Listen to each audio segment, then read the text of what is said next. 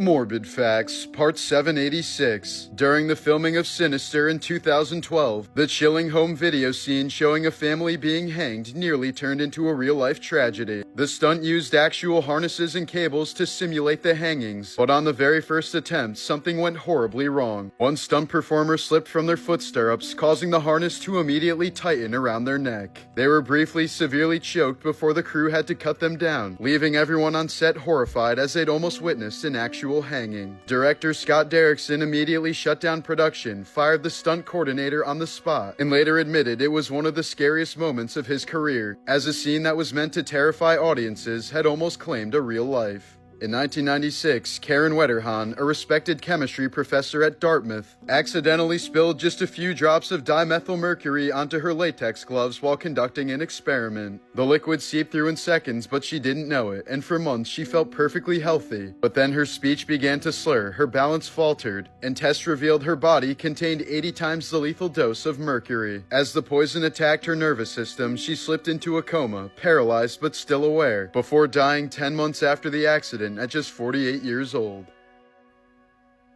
Morbid Facts, Part 787. On June 18, 2011, Amy Winehouse took the stage in Belgrade for what would become her final major performance and one of the most painful nights of her career. She stumbled through songs, slurred her words, and forgot entire lyrics as the crowd began to boo. Serbian media called it a national embarrassment, and even government officials described the show as a disgrace. Within days, the rest of her European tour was cancelled so she could recover, but she never did. Just over a month later, on July 23, 2011, Amy was found dead in her London home from alcohol poisoning at the young age of 27. Elsa Koch, wife of Buchenwald commandant Karl Otto Koch, became infamous for her sadism towards prisoners during the Holocaust. Survivors claimed she ordered beatings, stole from inmates, and selected those with distinctive tattoos to be killed so their skin could be turned into lampshades, book covers, and gloves. Nicknamed the Bitch of Buchenwald, she was convicted of war crimes, sentenced to life in prison, and died of suicide in 1967. Her name forever tied to some of the most grotesque atrocities of the Nazi regime. Morbid Facts, Part 788. In 2017, Tennessee doctor Paul Locus was celebrating Halloween dressed as the Joker when he got an emergency call that one of his patients was in labor. Still wearing full makeup, green hair, and a purple suit, he rushed straight to the hospital to deliver the baby. The mother later said she couldn't stop laughing as her baby entered the world in the hands of a Batman villain. Here's a photo of a Turkish soldier whose face was severely disfigured by artillery fire during the Battle of Gallipoli in World War I. He likely didn't survive long enough for any meaningful reconstruction to be attempted. In the 1830s, Spanish-born criminal Diogo Alves terrorized Lisbon by robbing travelers on the city's aqueducts and throwing dozens to their deaths below, earning him the nickname the Aqueduct Murderer. After later killing a wealthy family during a botched robbery, he was caught and hanged in 1841. Scientists then severed his head and preserved it in formaldehyde for study, where it still sits on display at the University of Lisbon, eerily intact nearly 2 centuries later. Morbid Facts, Part 789. Moments before tragedy, passenger Dave Halley snapped a photo of his wife Kim and their 4-year-old daughter Megan, smiling from their seats on Malaysian Airlines flight MH17, unaware it would be their final picture. Minutes after takeoff, the plane was struck by a Russian missile at 33,000 feet, exploding mid-air and scattering wreckage and bodies across miles of Ukrainian farmland. Every one of the 298 passengers and crew was killed instantly. Some of their belongings and passports later found among the debris of what investigators called one of the most awful war crimes in aviation history. Yet Russia continues to deny involvement to this day, still refusing to extradite those responsible or pay any reparations for the awful tragedy. A Colorado man named Wayne Watson developed a rare and irreversible lung condition known as popcorn lung after years of eating and inhaling the buttery fumes from multiple bags of microwave popcorn every day. The artificial butter flavoring contained diacetyl, a toxic chemical that can scar and destroy airways over time. In 2012, a jury awarded him $7.2 million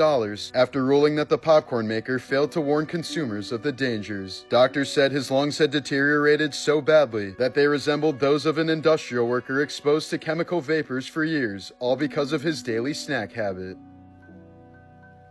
Morbid Facts, Part 790. On Halloween morning in 2025, former TV news anchor Angie Mock was arrested in Wichita, Kansas, after allegedly stabbing her 80-year-old mother Anita to death inside their home. When police arrived, Mock was reportedly covered in blood with cuts all over her hands, while her mother was found deceased in bed with multiple stab wounds. Dispatch audio captured Mock claiming she stabbed her mother to save herself, though no evidence has yet explained what that meant. The once trusted newswoman, who had anchored for Fox 2 St. Louis, is now charged with first-degree murder and held on a $1 million bond. In 1998, Thai pop star Ruangsak Loichasak boarded Thai Airways Flight 261 and took seat 11A. Moments later, the plane crashed, killing 101 people on board, but Ruangsak miraculously survived, earning himself the nickname Iron Bones. Nearly 27 years later, history repeated itself when an Air India flight went down in 2025, and once again, the sole survivor was seated in 11A. Ever since, that seat number has become one of the fastest to sell out, since customers believe it will give them a higher chance of survival if the plane happens to crash.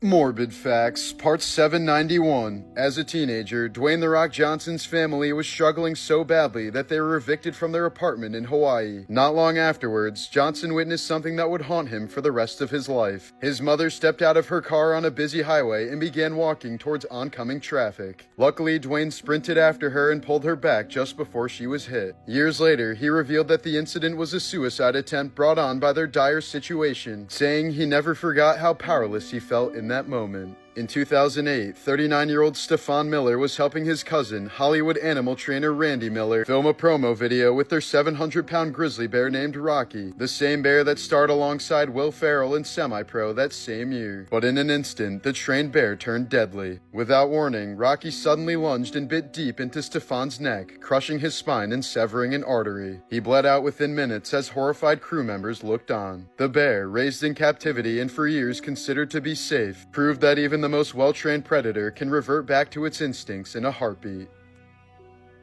In 2015, doctors were baffled when a healthy 5-year-old boy's sodium levels skyrocketed inside a New York hospital, setting off a mystery that would expose a horror no one saw coming. For years, 26-year-old Lacey Spears told friends and followers that her son Garnett was chronically ill, documenting his mysterious sickness online to garner sympathy. But when the 5-year-old was hospitalized in New York, doctors found his sodium levels had mysteriously spiked to near-fatal levels, 182 milliequivalents per liter, so abnormally high that staff initially thought it was a lab error. Surveillance footage later showed Lacey taking her son into a private room and secretly administering large amounts of salt through his feeding tube. Hours later, Garnett suffered massive brain swelling and passed away. Investigators later found feeding bags in her apartment coated with salt residue, along with Google searches for dangers of high sodium in children. Spears was eventually sentenced to 20 years to life in prison, her case becoming a chilling example of Munchausen syndrome by proxy taken to the extreme.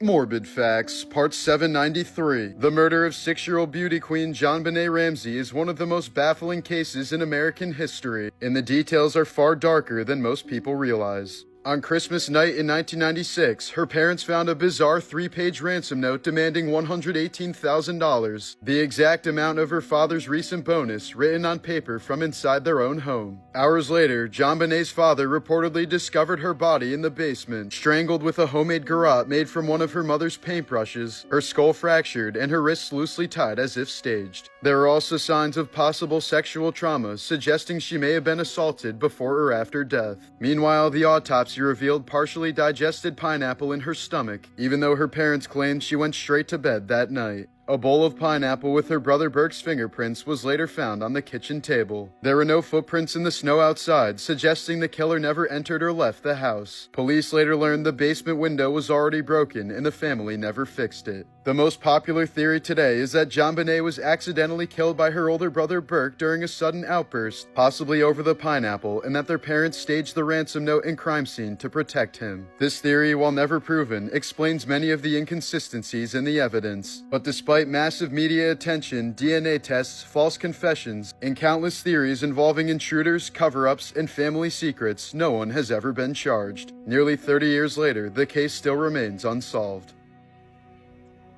Morbid Facts, Part 794. In 2021, escapologist Jonathan Goodwin attempted one of the most dangerous stunts ever filmed for America's Got Talent Extreme, but it went catastrophically wrong. Suspended in a straitjacket between two swinging cars rigged to explode, the timing malfunctioned and the vehicles slammed together with him still in between, before he plummeted more than 30 feet to the ground. The impact severed his spinal cord, shattered both legs and shoulder blades, destroyed a kidney, and left him permanently paralyzed. He was airlifted from the set in critical condition, underwent multiple surgeries, and spent months hospitalized before being discharged in early 2022. Now confined to a wheelchair for life, Goodwin has described the incident as a miracle of survival. The next year, Goodwin filed a lawsuit against NBC Universal and others, accusing them of negligence, inadequate safety protocols, and a production that valued spectacle over human life. The filing claims the stunt was rushed, chaotic, and staffed by a team that lacked the necessary expertise, and that Goodwin will be wheelchair-bound for the rest of his life because of it.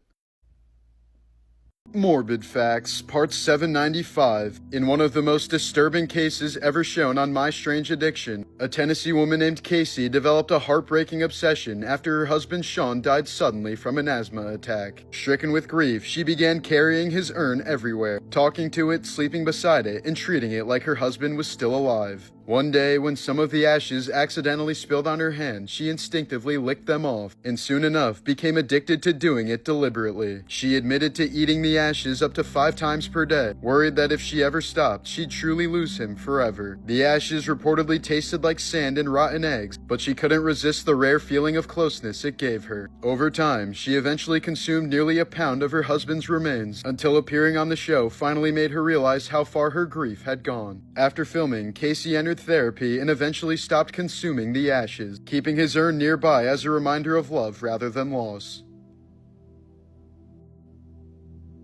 Morbid Facts, Part 796. Pop icon Britney Spears has lived through one of the most disturbing public downfalls in modern celebrity history. After a 2007 breakdown that saw her shave her head and attack a paparazzi's car, she was placed under an involuntary psychiatric hold, and shortly after, her father gained full control of her life through a conservatorship that lasted 13 years. During that time, Britney claims she was drugged, forced into rehab, and even denied basic freedoms like driving, marriage, or spending her own money. Even after regaining her freedom in 2021, Britney has described the trauma as something that crushed her soul, leaving her forever haunted by the years she spent as a prisoner of her own fame. This driver was extremely lucky they lived in Australia, where cars are right-hand drive. At just 9 years old, Louis Joseph Xavier, the oldest son of King Louis XVI and Marie Antoinette, suffered a fatal injury after a fall. He admitted he'd been pushed but refused to name the culprit, afraid they'd be punished. The wound became infected and he died in agony soon after, but never ratted on his friend. His death shattered his parents. Both would be executed just 2 years later, as the monarchy he was meant to inherit completely crumbled.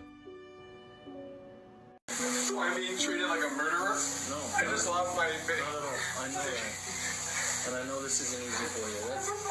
In July of 2024, 34-year-old Arizona father Christopher Schultz left his 2-year-old daughter strapped in her car seat for nearly 3 hours in blistering 109-degree heat, while he stayed inside playing video games, drinking beer, and watching porn. He claimed he'd left the air conditioning on in the car, but investigators discovered the car's engine automatically shut off after 30 minutes, cutting the AC long before the child's death. When his wife came home, she found their daughter unresponsive and covered in sweat. It wasn't the first time either. His 2 older daughters later told investigators that he had left them in the car many times before, sometimes for long stretches. His wife had even texted him warnings, writing, "I told you to stop leaving them in the car. How many times have I told you?" That day, after realizing what had happened, Schultz frantically texted her, writing, "Babe, I'm sorry. How could I do this? I killed our baby. This can't be real." She responded in devastation, saying, "We've lost her. She was perfect." Digital evidence revealed that during those same hours, he'd been browsing porn sites and gaming as his daughter slowly roasted outside, what prosecutors later called a grotesque display of neglect and self-absorption. Schultz was charged with first-degree murder and child abuse, though he ultimately accepted a plea to second-degree murder with a 20 to 30-year sentence. Then, in a final twist, he recently took his own life just hours before being booked into prison for his sentence.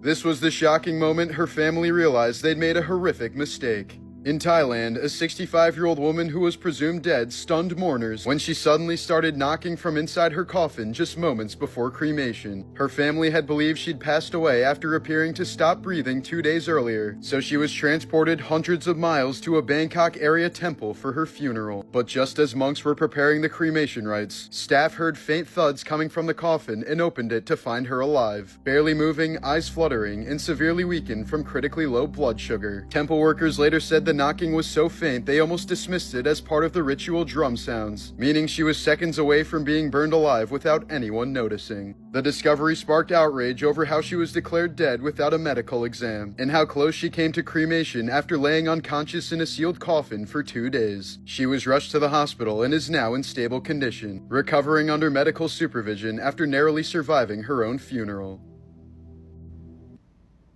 Just last week, 26-year-old Bethany McGee was riding the Blue Line in Chicago when a stranger walked up, poured a flammable liquid on her, and set her on fire. Police say 50-year-old Lawrence Reed didn't say a word before igniting her, then chased her through the train car as she burned and screamed. She soon stumbled out of the train with devastating, life-threatening burns while other commuters simply watched in horror. Reed was arrested minutes later and hit with federal terrorism charges, and that's when the most infuriating details began to surface. Court records show he'd been arrested at least 72 times over 3 decades, including assaults, arson, attacks on social workers, and other violent charges, yet was still out on electronic monitoring at the time of the attack. Prosecutors even revealed he had a pending aggravated battery case from earlier this year for attacking a hospital employee, showing a pattern of escalating violence that no one managed to stop. Bethany's friends later described her as a gentle, soft-spoken woman, an honor student, an animal lover, and someone who greeted everyone with kindness, making the randomness and brutality of the attack even harder to comprehend. The case has sparked national outrage over how someone with a rap sheet that long was free to carry out such a horrific attack, while Bethany remains in critical condition.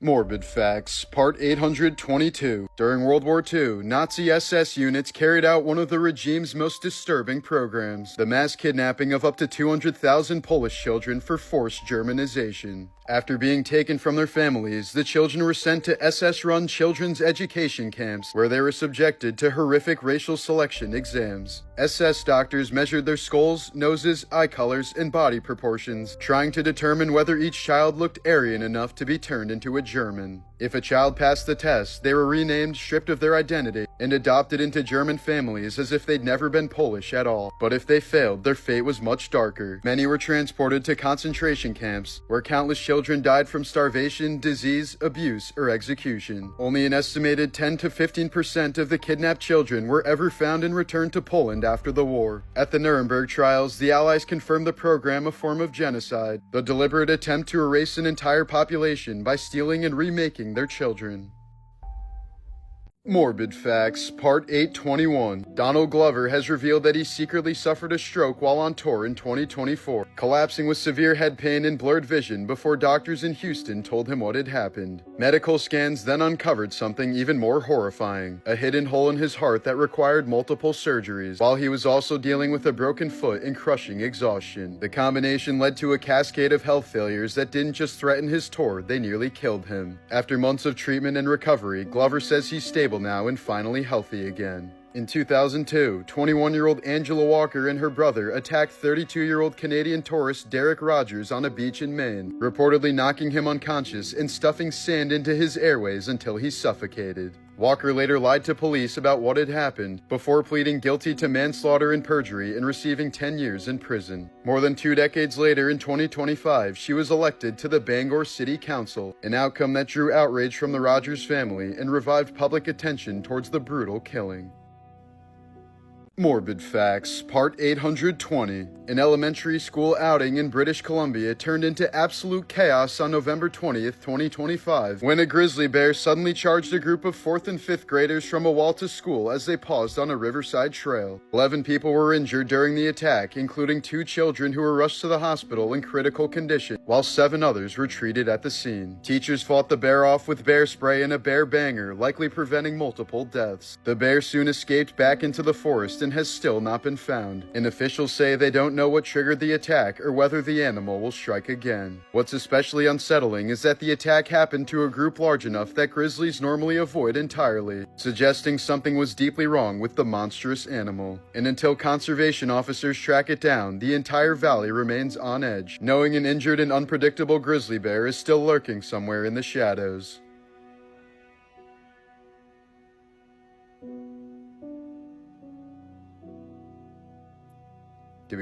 Did we cross a minute yet? We did. We did? Okay. So, why are we still going?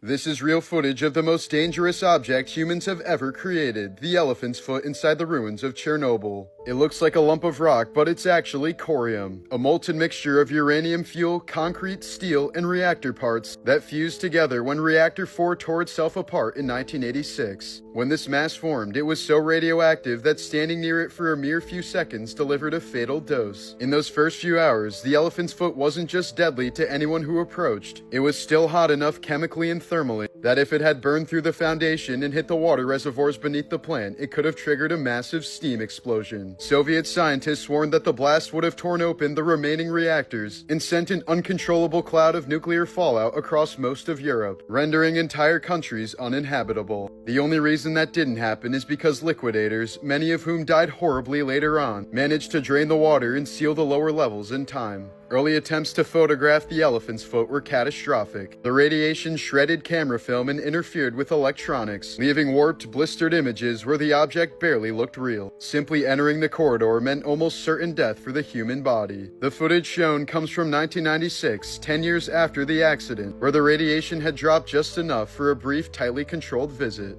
But it was still extremely dangerous. By then, the mass was emitting mostly alpha radiation, particles that can't penetrate skin yet become lethal if even a single speck is inhaled. The team used ventilation, masks, and moved quickly, knowing the room was still one of the most radioactive places on the planet. Nearly 4 decades later, the elephant's foot remains where it formed. It's much cooler now, but still too radioactive to touch, too heavy to move, and too toxic to ever be safely dismantled. It stands as a permanent monument to a disaster that nearly poisoned half a continent. These men were just arrested for planning something absolutely horrific. Gavin Weisenberg and Tanner Thomas of North Texas were arrested after federal investigators uncovered their deranged plan to sail to a Haitian island, massacre every man living there, and turn the women and children into sex slaves. Court documents say they weren't just fantasizing. They were buying a sailboat, gathering weapons, recruiting homeless people as soldiers, and even running crude training drills in rural Texas where they practiced ambushes and mock executions. Prosecutors say they mapped out the island on Google Earth, drafted a post-conquest government, and talked openly about executing the men, breeding the women, and raising enslaved children, all while one of them was coercing a minor into creating explicit material. The FBI foiled the plot before they could leave Texas, but the indictment describes a plan so violent and delusional, it reads like a real-life blueprint for a modern-day genocide. They now face up to life in federal prison if convicted of the conspiracy charge, and up to 30 years for the charges relating to CP.